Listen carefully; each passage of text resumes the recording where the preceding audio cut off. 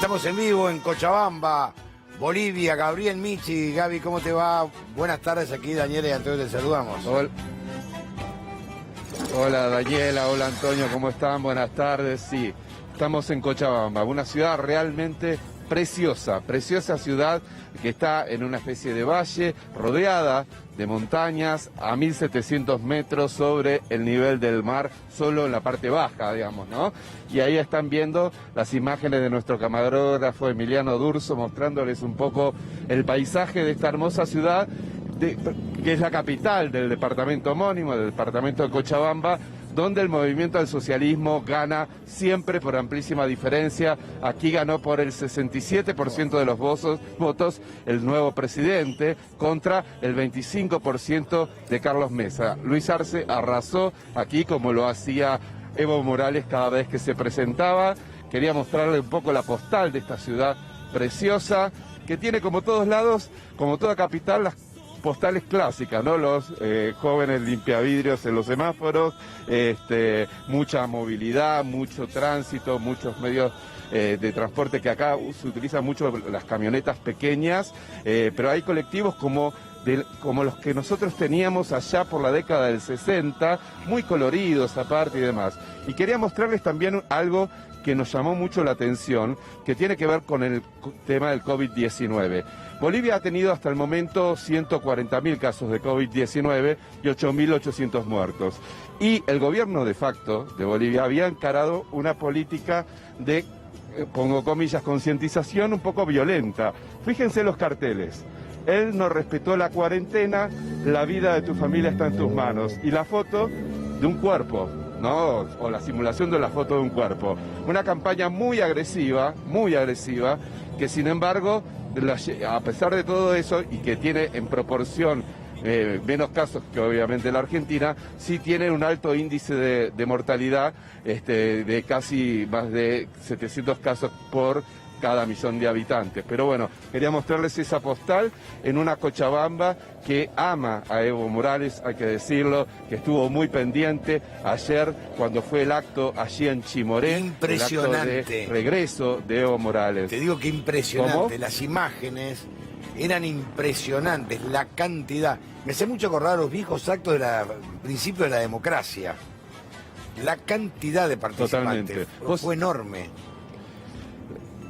Vos sabés que ayer cuando llegamos nosotros a Chimoré, nosotros viajamos toda la noche porque Chimoré está a 200 kilómetros más o menos de aquí de Cochabamba, pero tardás 5 horas y media en llegar. Y como nosotros queríamos llegar a tiempo para poder mostrar el color y también para poder entrevistar a Evo Morales, como lo hicimos ayer previo al acto, sabíamos que había mucha gente, pero cuando llegamos ahí nos dimos cuenta que era descomunal. Había gente que estaba durmiendo hace 4 días en la calle para poder recibir a su líder, y hubo más de 1 millón de personas según los organizadores.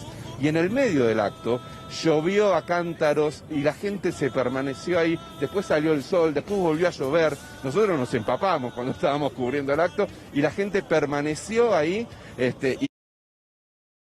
y obviamente dándole este abrazo gigantesco a su líder, al que consideran el hombre que le dio la voz a los pueblos más humildes, a los pueblos originarios, y por eso el recibimiento que tuvo ayer Evo Morales.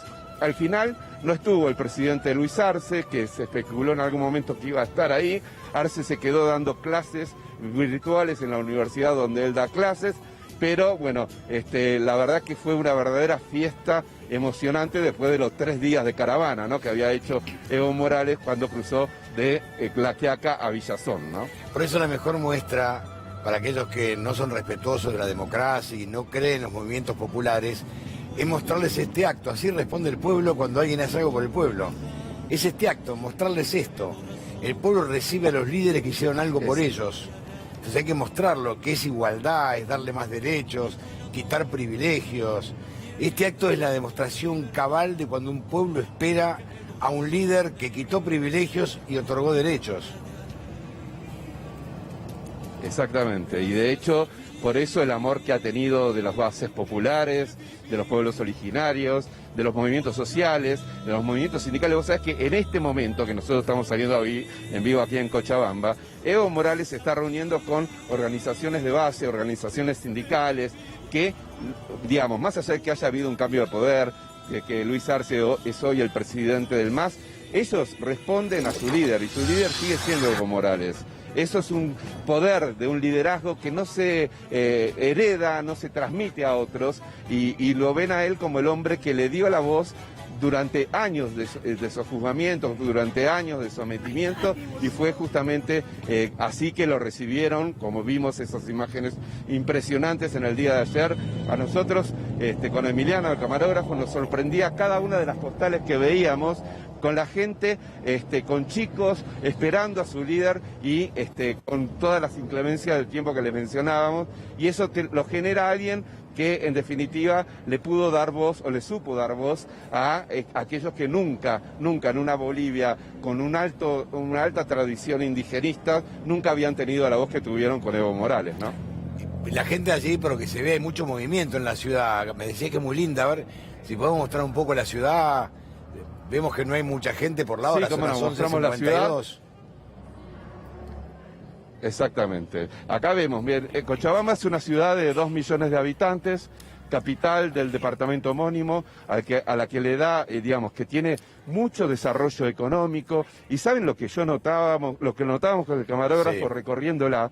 Es que hay mucha construcción de edificios nuevos, como el que vemos allí, pero nuevos, dicho, que se hicieron de 10 años a esta parte. Y eso tiene una explicación, que fue el crecimiento económico que tuvo Bolivia en los años del movimiento al socialismo. Obviamente hay que hacer un paréntesis en el dramático año que vivieron con el golpe de Estado y el gobierno de facto de Jeanine Áñez, que entre otras cosas fue un desastre en lo económico, pero cuando vos ves que todos los edificios, o la mayoría de los edificios lindos, bien construidos, de mucho desarrollo, fueron hechos en poco tiempo, te das cuenta que en realidad el cambio económico y social en Bolivia empezó justamente con el desarrollo del MAS en el poder, ¿no? Y esto es un dato insoslayable. Acá en Cochabamba, es una ciudad grande, decíamos 2 millones de habitantes, la recorrimos casi toda, porque fuimos a ver dónde vivió Evo Morales y demás, que queda bastante lejos de acá, y lo que ves es edificios construyéndose, todos con, digamos, técnicas nuevas y con incluso una estética novedosa, con muchos vidrios, con mucha modernidad, y esto es justamente de los últimos años, ¿no? No, aparte que la política inclusiva de Evo Morales hacia los sectores indígenas, que son muchos, ha sido muy importante porque los elevó de pobreza a clase media, millones de ellos, con planes de inclusión social, planes de vivienda, de nacionalización de hidrocarburos, nacionalización del hierro, que en Bolivia es riquísimo. Realmente una situación, ha mejorado la situación económica del país, y a Bolivia en la época de Evo le iba muy bien. No tenía inflación. Sí, totalmente, tenía crecimiento económico casi a tasas chinas, como nunca había tenido. Y lamentablemente llegó el golpe de Estado, llegó el gobierno de facto de Jeanine Áñez y rompió todo lo que se había hecho.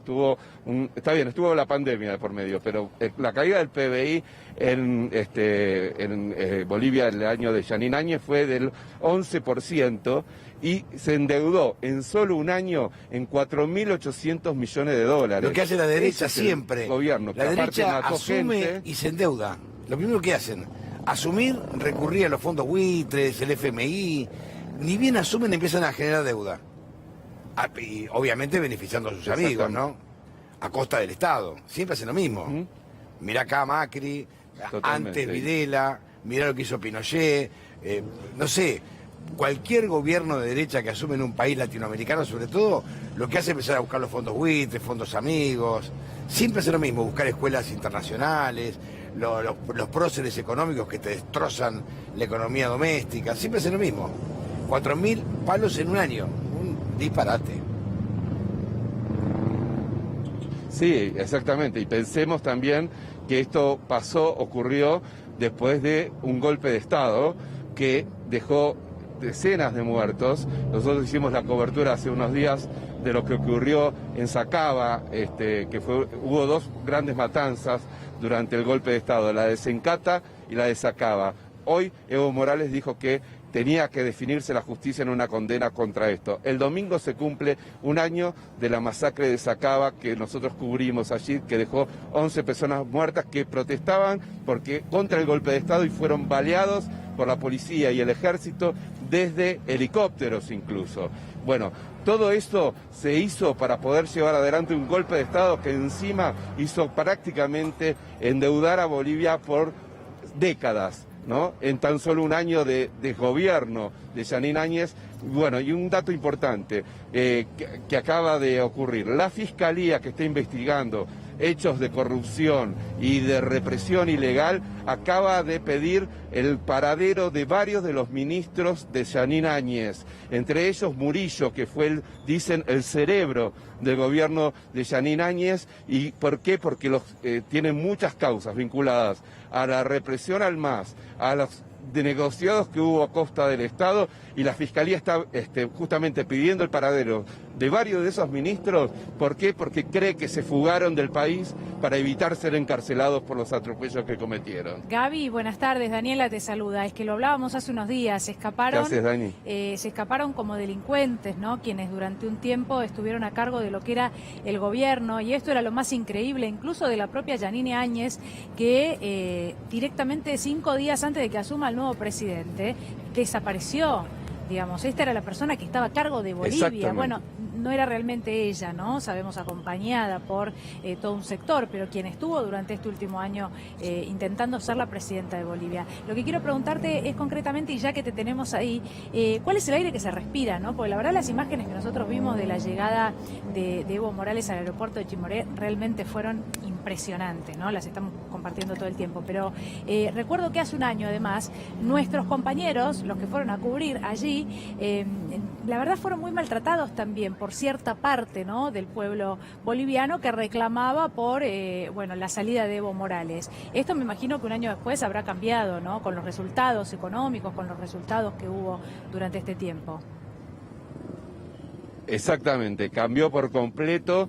Nosotros, la verdad, tanto en La Paz como en Cochabamba, como en Chimoré, cuando ven que son prensa argentina, que somos prensa argentina y que particularmente somos de C5N, nos reciben de una manera increíble. Nos agradecen por haber cubierto como cubrimos el golpe de Estado, denunciando lo que pasaba y demás. Pero hoy el clima es totalmente distinto. Los grupos de golpistas que intentaron frenar la asunción de Luis Arce, denunciando un fraude que no existió y demás, están ahora pasando como cuarteles de invierno, ¿no? Como quien dice, ¿no? ¿Por qué? Porque justamente se dieron cuenta que ya no están las cosas para ellos. Pero ojo, son grupos muy violentos que en cualquier momento te pueden generar un lío importante. Por eso es muy importante que el gobierno del MAS muestre unidad, que no haya divergencias entre dos liderazgos como el de Arce y el de Evo Morales, que estén unidos, y con esa fuerza seguramente van a poder frenar a esos grupos que tienen armas, que tienen la decisión de avanzar contra el sistema democrático y que tienen poder económico. Eso hay que decirlo. Muchos de los hechos de este golpe de Estado tuvo que ver con el financiamiento ilegal que consiguieron de sectores empresarios. El caso particular de Luis Fernando Camacho, alias El Macho, que domina la zona sur de Santa Cruz de la Sierra, tenía mucho respaldo económico. Y les cuento una anécdota, que cuando llegó Alberto Fernández a La Paz para participar de la asunción de Luis Arce, previo a eso, desde Presidencia de la Nación, hicieron toda una tarea de investigación sobre los hoteles donde podía ser que se aloje Alberto Fernández, para garantizarse que los dueños de ese hotel no hayan participado financieramente del golpe de Estado contra Evo Morales. Y eligieron un hotel donde tuvieron la certeza de que el dueño no tuvo nada que ver con el golpe de Estado, con el financiamiento del golpe de Estado, ¿no? Digo, para tener en cuenta que los golpes de Estado no se dan solamente porque hay un grupito de políticos o de militares alocados, sino porque hay también un apoyo económico detrás, claro, sí, que lo financia, ¿no? Sin duda, Gaby. Bueno, muchísimas gracias por hablar con nosotros en el marco de esta cobertura especial. No sé cuándo es el regreso, te esperamos de regreso. Bueno, y gracias una vez más. Sí. Bueno, muchísimas gracias a ustedes, un gran abrazo para los dos y para todo el equipo. Gracias, Gaby. Bueno, nosotros nos quedamos aquí con la Colo, Rosalía.